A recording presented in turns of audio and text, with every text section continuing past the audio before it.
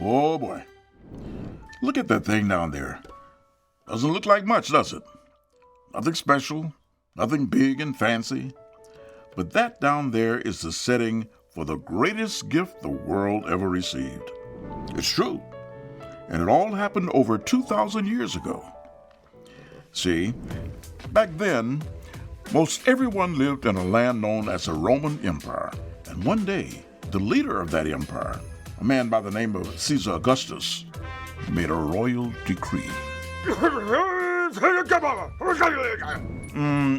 In case you missed that, he said everyone in the entire empire should be counted. But to do that, everyone had to travel to the place where they were originally from. Yeah, it was a big deal. Which brings us to a couple who were living way out in Nazareth, Joseph and a young woman he was pledged to be married to. Her name was Mary. Mary's moving just a hair slow because she's with child. And that child is what makes that barn down there so special. See, Mary was visited by an angel. What are you doing here? We haven't got to your part. I'm sorry. Go ahead then. Why don't you tell you himself?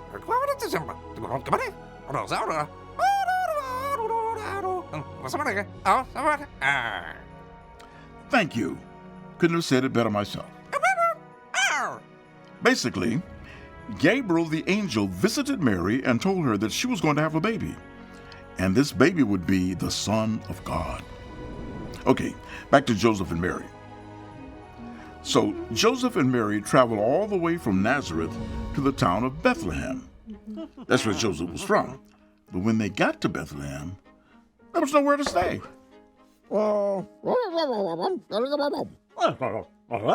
Not a single inn or relative had any room.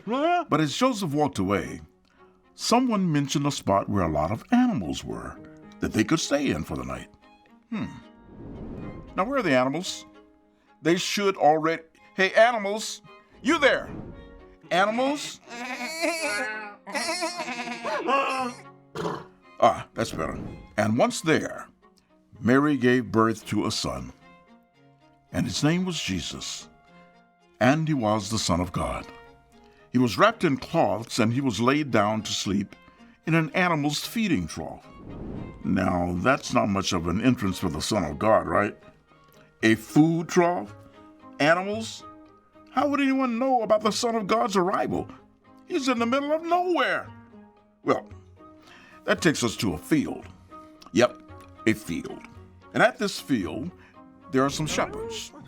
Now, shepherds were not the most famous folks. In fact, nobody really thought about them much at all. Well, nobody, that is, except God. He sent an angel to... Hey, fellas! Hey, shepherds, could you... Hey! This angel is trying to tell you something. God sent an angel to the shepherds that said, "Do not be afraid. I bring you good news. It will bring great joy for all the people. Today in the town of David, a Savior has been born to you. He is the Messiah, the Lord. Here's how you will know I'm telling you the truth. You will find a baby wrapped in strips of cloth and lying in a manger." And suddenly, a large group of angels appeared. Uh-oh. Only one angel came with this nativity set, huh? So, trust me, in real life, there were a ton, and the angels were singing, "May glory be given to God in the highest heaven, and may peace be given to those he is pleased with on earth." As soon as the angels left, the shepherds made their way to Bethlehem. which thankfully was close by.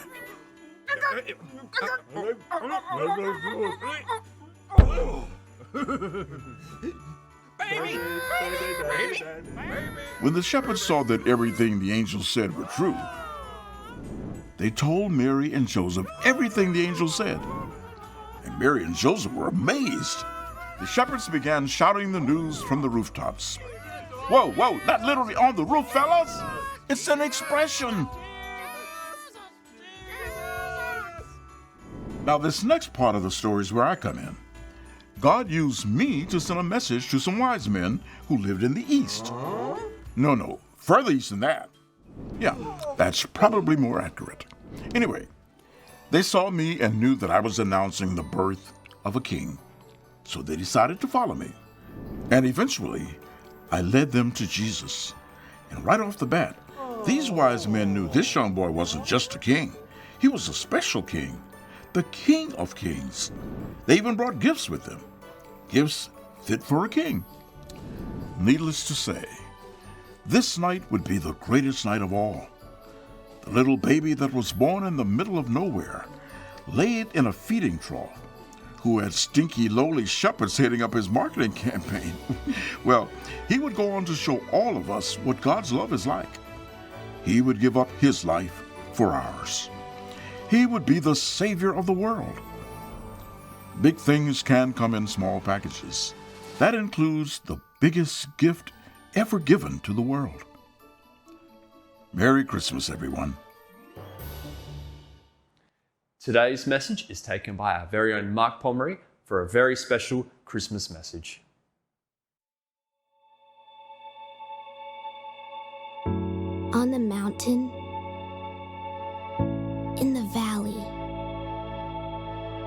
in the crowded streets, or the empty desert, in our hope and in our waiting,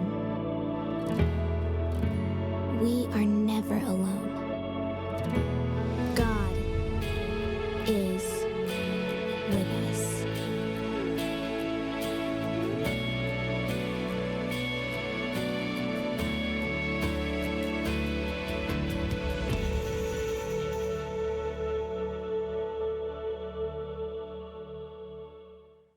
Well, hey there, Elevate family and friends.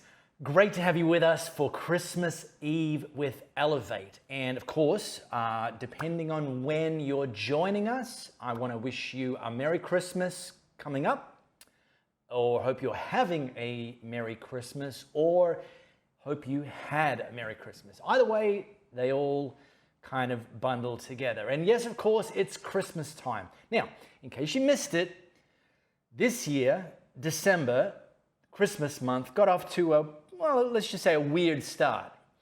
And I make that point because for the first 3 weeks of December, Mariah Carey was not number one on the Billboard Hot 100. It's almost like it's never happened before since she recorded All I Want for Christmas Is You. In fact, that honor for the first slice or chunk of December went to Brenda Lee. Yeah, I know. Brenda who? Well, Brenda Lee recorded in 1958 the song Rockin' Around the Christmas Tree. And she's been interviewed regularly through this period where she's been the number one song on the Billboard charts. And she was as shocked as anyone. In fact, now Brenda is 79 years old and she's re-recorded this classic Rockin' Around the Christmas Tree, and it's now called Hobblin' Around the Christmas Tree. Okay, that's all. That's the worst joke that you're going to get today. Stick around. And the good news is that all is right in the universe because as of this week, Mariah Carey's back to number one, and she's bumped Brenda down to number two.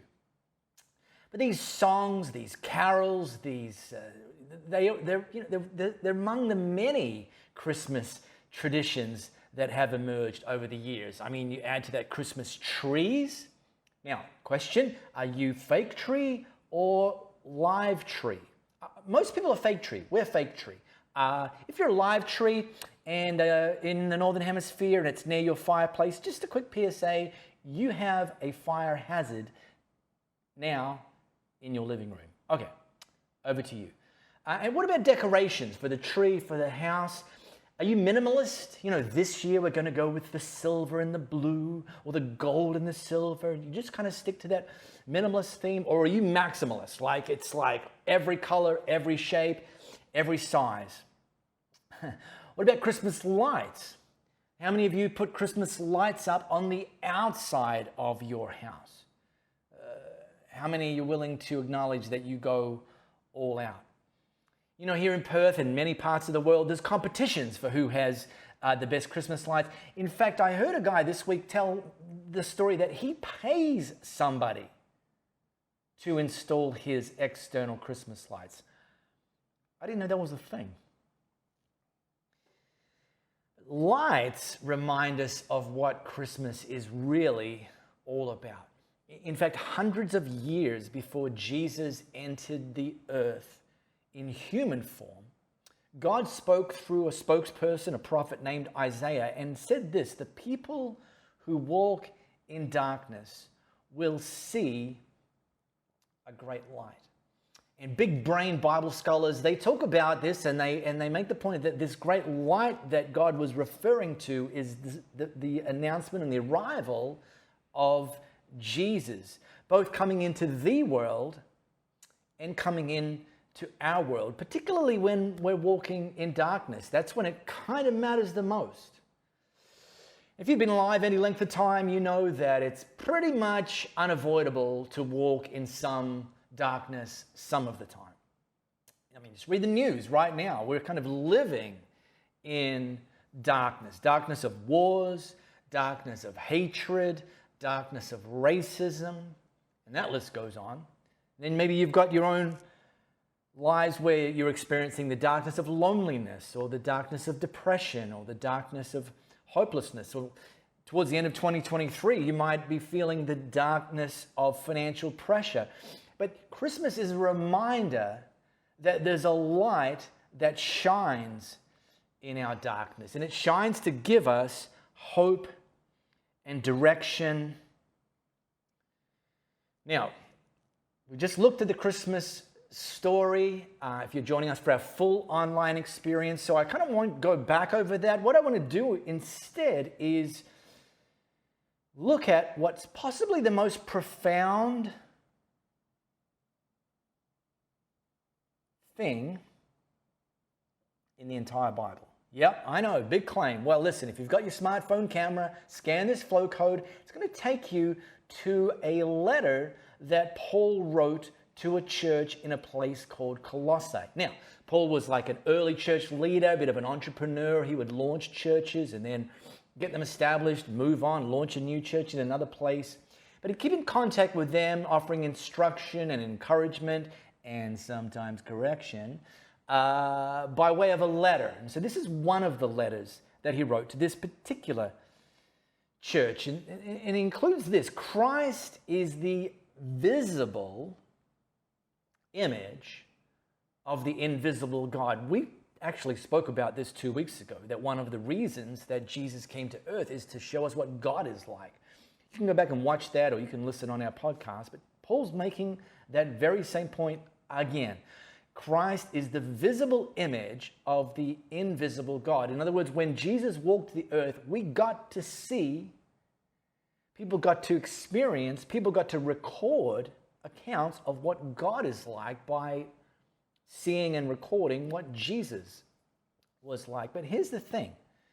Jesus didn't begin, he wasn't created when he walked and was born in human form in the earth. Paul makes the point, he existed before anything was even created and is supreme over all creation. That's some pretty powerful stuff right there. For through him, God created everything in the heavenly realms and on earth. And in fact, when Jesus entered the earth as a baby, God instructed us to call him Emmanuel, which simply means God with us. So instead of God being distant, Instead of him, Jesus, his Holy Spirit, being invisible, being in heaven, being,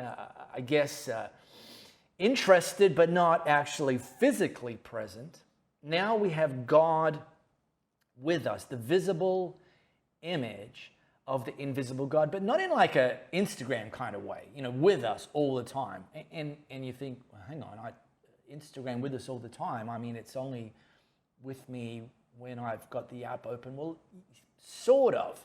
Have you ever tried the Instagram microphone test?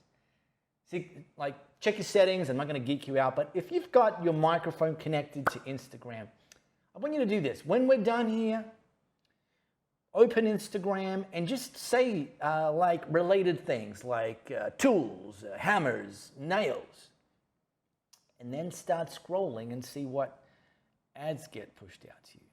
So no, Jesus isn't always with us like Instagram's always listening and with us. Jesus isn't with us and God isn't with us in a creepy Santa kind of way. Like, Mark, creepy Santa kind of way?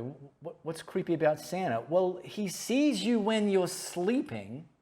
He knows when you're awake. I mean, somebody should be calling neighborhood watch on this guy. That's some creepy stuff right there. God is with us in a very different way. Have you ever found yourself just kind of reflecting or thinking, man, time sure flies fast? For example, in less than 3 months from today, it will be 4 years since lockdown 1.0 began, pretty much globally. Or when someone now says, oh, at the end of the last century, you have to remember they're talking about the 1990s, not the 1890s. In fact, how many of you were born in the 1990s or earlier? Well, if you were, like me, you've had some experiences that nobody born in the 2000s has ever had and will ever have. Here's one. Let me take you back. I'll just need to warn you, this might hurt a little. Okay, listen carefully. Here it is.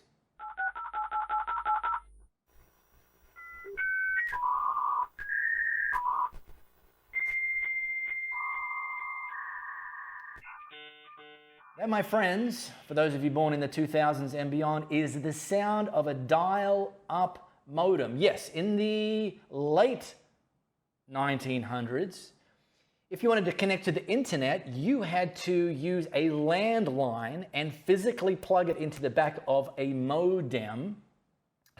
And then you'd have to use your computer to dial it up. And it was just crazy because houses only had one landline. So you couldn't connect to the internet if someone was on the landline. You'd have to say, how long are you going to be on the phone for? I need to connect to the internet.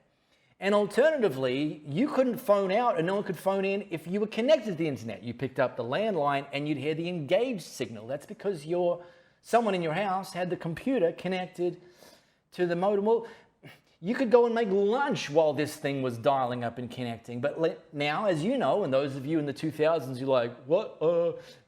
The internet's it's like air. It's like ever present and everywhere. Okay. What about this one? A Blockbuster membership card. Yeah, you don't see these anymore, literally, anywhere. Maybe in museums, I don't know. In fact, inspired this meme. Let's just kind of take that in for a second. If you're still carrying around a Blockbuster membership card, why?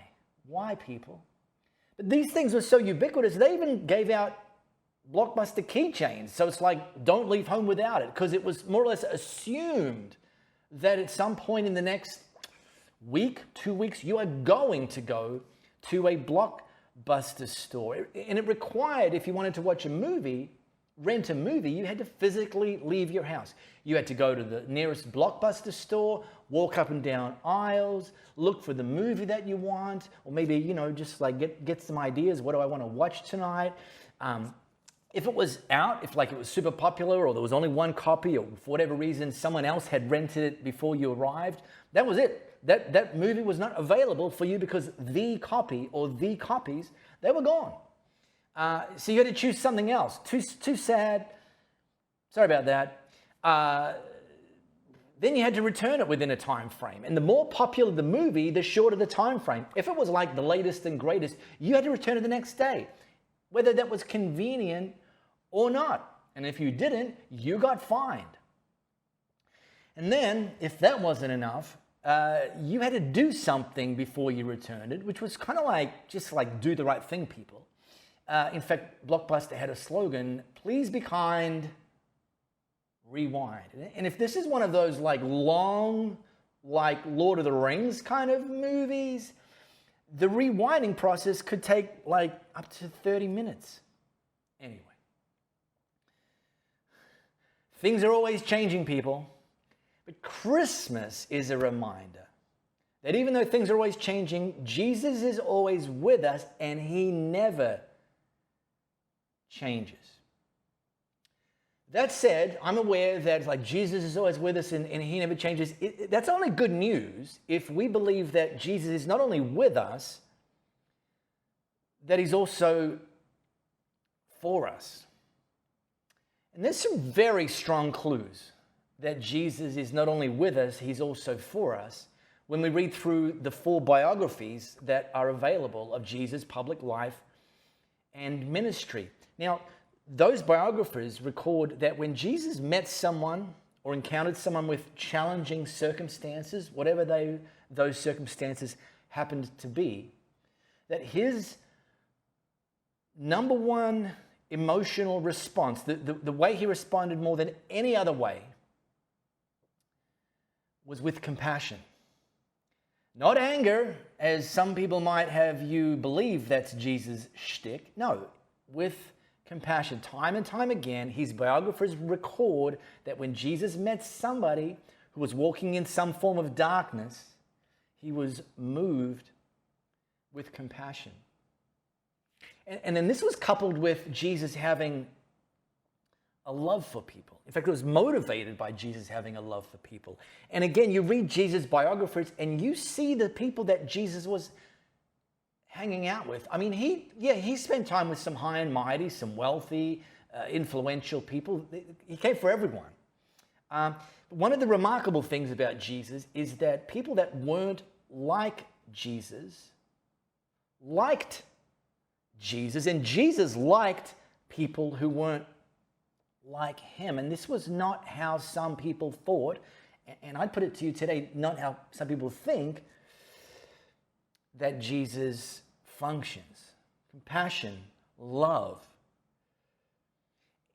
And then he didn't just respond with compassion and just say, there. He actually operated and intervened in power. It's what we call miracles.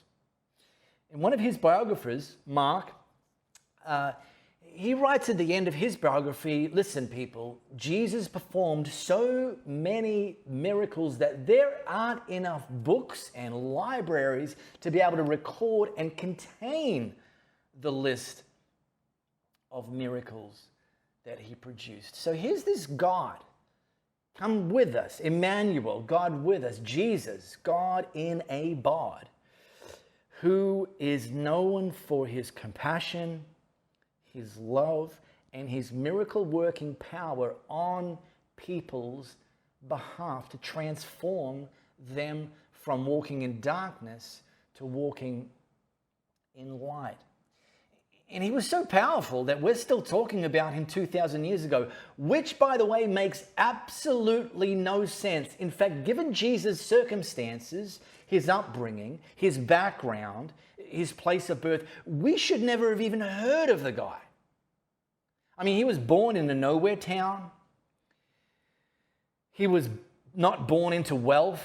He wasn't born into power, and yet he's actually had more impact on the trajectory of history than all the parliaments that have ever sat and all the royalty that have ever reigned. He never wrote a book, and yet more books have been written about him than about any other person in history. He never painted a painting, and yet more paintings have been painted of him than any other subject in human history. He never traveled more than a few hundred miles from his home. There weren't planes, and And by the way, this is going to shock you. He didn't even have his own YouTube channel. Yeah, I know, right? And yet, over this weekend that we're celebrating Christmas Eve and Christmas, tens of millions of people will gather all around the world 2,000 years after God was with us in human form to celebrate that not only is God with us, God's also for us. So, no matter where you are on your journey with Jesus, whether you're like, I've been in for decades, whether you're like, well, I'm kind of new to this, but boy, this sounds like good news to me, or whether you're like, you're not in, and I don't know, someone's forced you to sit next to them and watch this, I don't know. And you're like, ugh. Can I just encourage you to maybe just open your kind of heart this Christmas to say, you know what, if this is actually true, if what those biographers wrote down and captured about Jesus, that he's God with us and that he's God for us, the visible image of the invisible God, just say, hey, Jesus, can you kind of show me something? Show me more. Shine more of your light into my darkness. Invite him into your challenges. Invite him into your circumstances. Invite him into your life and just see how he shows up, not just in the world, but in your world. Now, listen, next weekend, it happens to be New Year's Eve, people. Yeah, I know. End of 2023. And we'd love you to finish the year off with us. And we're going to really close it out strongly. And we're going to share some encouraging things as we step then over into this whole new 2024. We'd love you to join us. We'd love you to bring someone as we continue this journey together. As I said, Merry Christmas. God bless you.